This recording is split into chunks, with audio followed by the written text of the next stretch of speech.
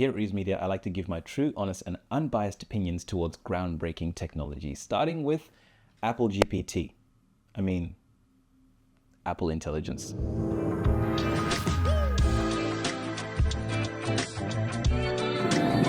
AI is pretty incredible these days, so if you're not taking advantage of it yet, you're definitely missing out.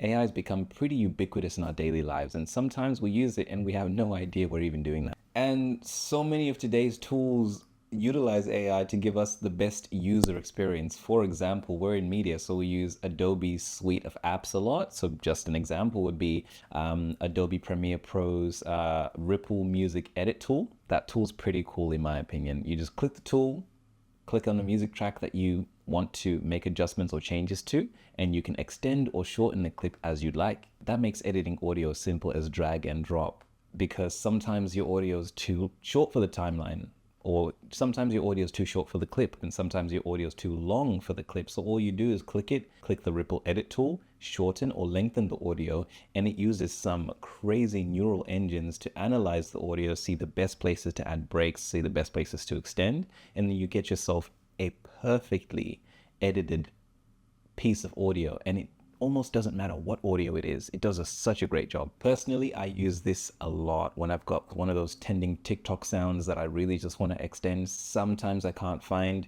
the original soundtrack, and then I just use Adobe's Ripple music edit tool and just make it a little longer.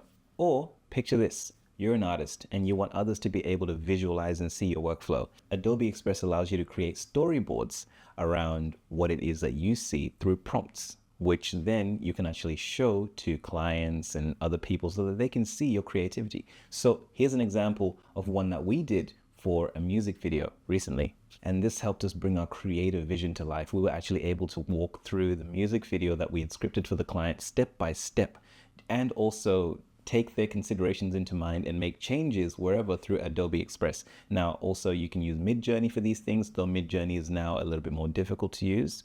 But it would give you more picture realistic examples. And there are different types of AI that are better at doing these things than others, but essentially it's come a long way. Long story short, AI is revolutionizing industries because you can make things like AI video, which is crazy. Even voice recognition and replication is now available to the public, which is insane, a little bit scary as well. But in my opinion, for those creatives out there and people that need to use it for creative work, it could be instructional videos, it could be a lot of different things that people in the industries could do a lot of good with.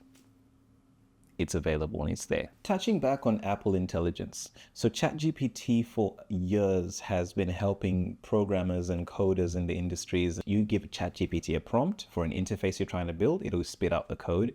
You plug the code in and see if it works, then you bug fix from there. So it was aiding in tasks from web development to interface creation to generating custom templates. Well, nowadays, generating custom templates, which I think is really cool because essentially you can log on to almost any website builder now, and depending on how modern it is, it'll have an AI text input, and you input the kind of website you're looking to design, and it'll create templates for you based on that. And even in Adobe stock images, sometimes if you're looking for stock footage, stock images, you'll see some of them have been created by AI, which is pretty cool because sometimes it's even closer to what you were looking for than other people's stock images.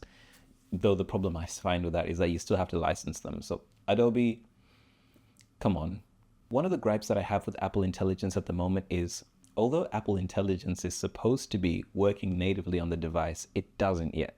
And oftentimes it's reaching out to OpenAI in order to do so. And that's a huge problem because that's a security issue. The biggest reason why I actually have an iPhone in the first place is because I am big on security. I really, really appreciate my data being my data and not necessarily being sold to the highest bidder. Meta.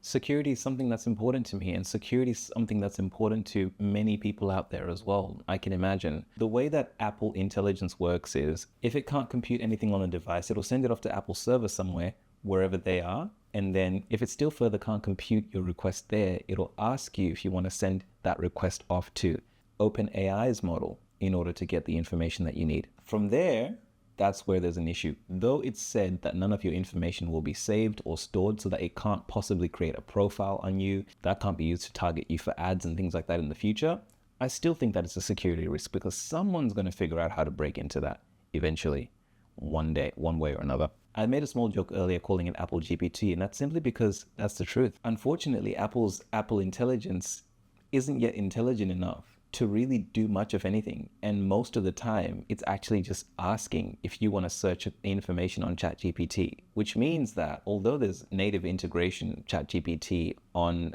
iOS through Siri, which is big, it still has a long way to go. So Siri might be smarter, but unfortunately, until Apple Intelligence catches up with OpenAI, there's a lot of work to do. However, there are some really exciting developments. For example, Apple's using Apple Intelligence now in the calculator app, in handwriting recognition, and in a number of other ways to make life easier and more exciting for the iPhone and iPad users. I've got a lot of things that I'm excited about. Apple's always last to do it, but they always do it the best. And in the meantime, catch you in the next one. I'm going back to VR.